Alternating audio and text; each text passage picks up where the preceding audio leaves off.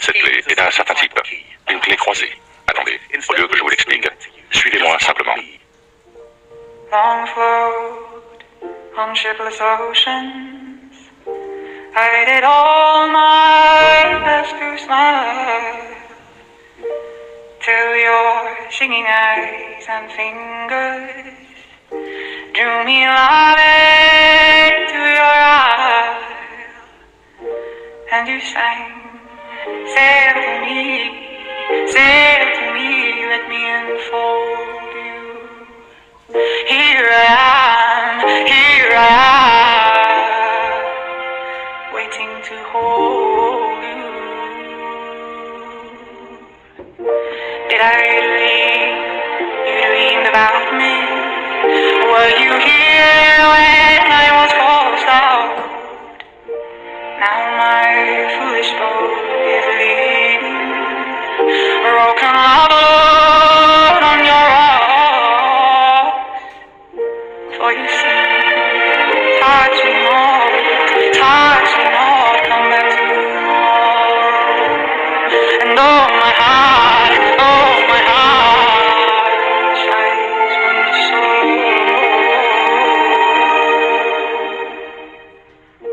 Well, I'm as puzzled as a newborn child, I'm as riddled as the tide. Should I stand amid the breakers, or should I lie with death my bride? Hear me sing, swim to me, let me enfold you. Here I am, waiting to hold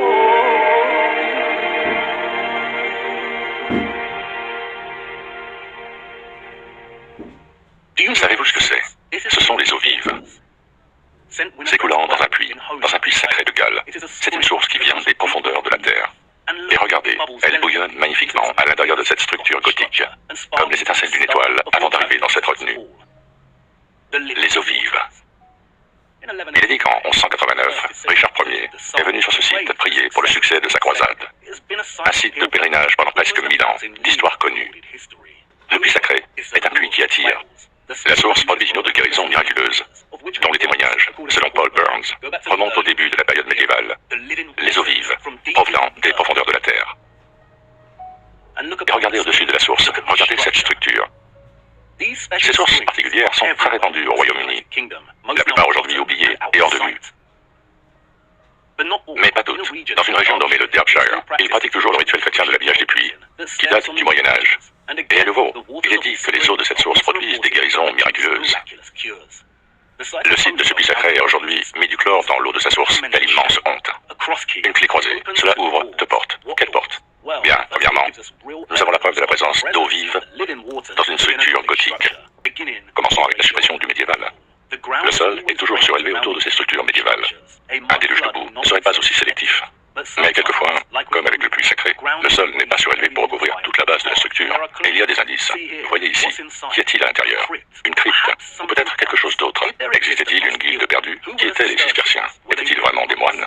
Rivaux, Tintern, Bidwaz, Furnace, Fountains.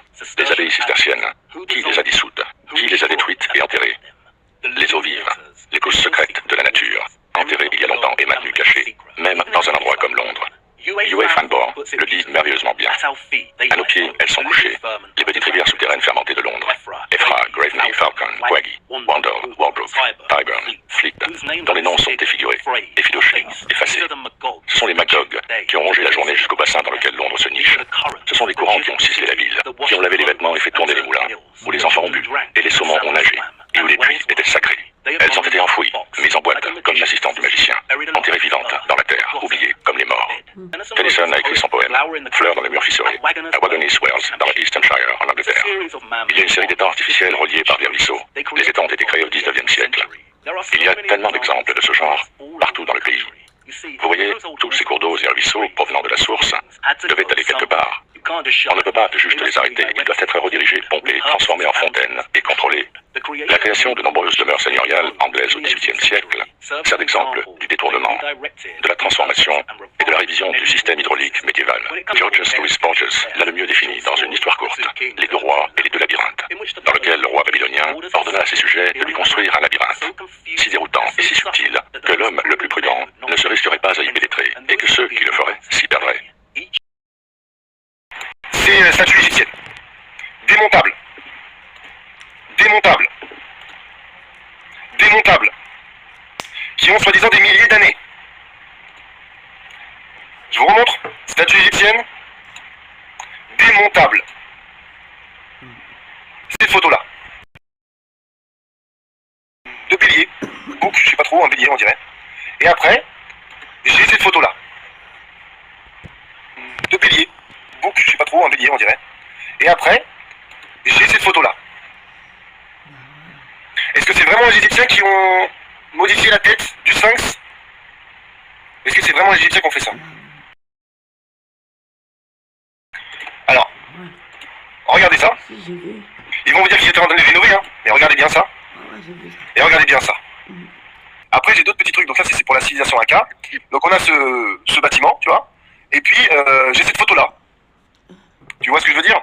C'est-à-dire qu'il n'y avait pas d'escalier, il n'y avait rien. On voit que la photo est assez vieille, etc. Tu vois. Et puis, on a ça. Donc, si ça a des milliers d'années, pourquoi j'ai une photo qui date au moins de 1800? Pareil pour ce bâtiment-là. Pourquoi j'ai cette photo-là? Voilà, ça met un peu de temps, c'est fiché. D'accord. Et pareil, j'en ai une autre dans le même style. Pour ce monument-là, pourquoi j'ai cette photo-là? Donc, on a ce monument qui est soi-disant des milliers d'années aussi. Retenez bien, en haut à droite, la pierre, elle a une petite encoche. Hein, retenez bien, cette pierre a une petite encoche. Et là, on a cette photo-là. Rien n'est construit. Et la pierre où le mec est dessus, il y a une petite encoche aussi. Ah ouais, c'est l'ébauche. Voilà. Et donc, ça a soi-disant des milliers d'années aussi. On a d'ailleurs des photos du temple d'Hatshepsut, il y a des photos pas très anciennes, alors je sais plus si c'est fin 19e ou début 20e, il n'y a rien, on a la paroi, tout ça, enfin, tout est absolument reconnaissable, on reconnaît le site de toutes les manières possibles, et puis on a des photos plus récentes, milieu 20e, où on a ce temple, hein, qui a été pareil redécouvert et tout ça, alors que sur le site 50 ans ou 100 ans ou 150 ans plus tôt, il n'y a rien. Et c'est pas, ça n'a pas été excavé, il y a rien, on voit la paroi et tout ça, et après dans la paroi, enfin sur la paroi, on a ce temple qui est tout neuf. Hein. Ça me fait penser aussi, moi, c'est à l'histoire de Napoléon. Donc dans le livre de la Grande Tartarie, je crois que c'est dans la... on apprend que Napoléon I et Napoléon III ont tous les deux été arrêtés à 16 ans pour vagabondage, on fait un peu de prison, qu'ils ont tous les deux eu un fils mort-né. C'est quand même une coïncidence assez troublante, hein, pour deux ancêtres. Ouais. Et surtout, quand tu regardes les batailles qu'ils ont menées, elles sont quasiment identiques, c'est toujours le même pays au même moment, mais avec 100 ans de décalage. C'est assez fort, quand même. C'est comme la chute de l'Empire romain et je sais plus quoi. Enfin, tous ces décalques, justement avec le récentisme, on a ça. Les 1000 ans de Moyen-Âge n'ont pas existé. Ce qui démarre les 1000 ans et ce qui les termine, ce sont des éléments, des événements strictement symétriques qui ont été décalqués les uns des autres, un peu comme l'histoire de Bouddha, du Christ, et des autres, sont tous démarqués les uns des autres. Donc, que ce soit la mythologie ou l'histoire, en fait, ce sont les mêmes ressorts narratifs, si j'ose dire. C'est la même histoire qui est décalquée tout le temps, ou des bouts d'histoire qui se décalquent, qui se dupliquent, et qui ont été transmises par les moines copistes qu'ils ont purement et simplement inventés. Et attention, ces mêmes moines copistes, on ne sait pas quand ces manuscrits ont été créés finalement. Parce qu'à chaque fois, c'est comme tu disais tout à l'heure, c'est redécouvert. Mais même la carte de Piri-Reis, 1400 et quelques avant la découverte de l'Amérique par Christophe Colomb, elle a été redécouverte dans le palais de Topkapi en 1911 ou quelque chose comme ça. Donc elle a été créée en 1911. C'est ça, on se fout de notre gueule. C'est ça. On essaie de retrouver justement les fresques des différents pays pour montrer qu'en fait, où on voit vraiment qu'ils ont fait des copies de colis dans les dynasties. Imaginez dans les années, je sais pas, 1500, une connerie comme ça, le roi Federico a régné pendant 30 ans en Espagne et le roi Friedrich a régné pendant 30 ans en Norvège. Et les noms qui suivent sont quasiment les mêmes, c'est juste les consonances ethniques qui diffèrent. Et quand on regarde le temps de règne, ils sont identiques. Et en fait, les fresques, elles sont parfaitement identiques. Et ce n'est pas possible pour des pays étrangers. Alors là, voilà. Donc vous avez l'Empire byzantin et l'Angleterre. Et vous regardez, les fresques sont quasiment identiques. Il fallait quand même que ça colle un petit peu, que ça reste crédible, hein, comme pour les dinosaures. Donc il y a des petites variations comme ça. Mais quand on regarde la fresque, c'est quasiment identique, quoi. Et il y en a d'autres comme ça, il y en a d'autres. Hein.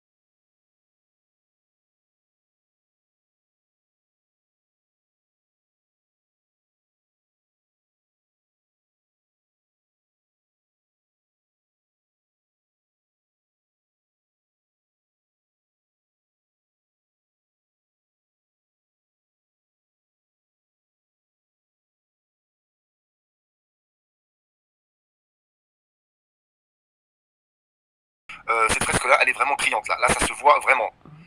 Donc, on est sur l'Empire romain et le royaume de Juda dans la Bible. Voilà. Et donc, vous voyez, c'est vraiment les mêmes. C'est du copier-coller. Voilà, c'était juste pour rebondir parce que là, j'ai vraiment un exemple flagrant, tu vois.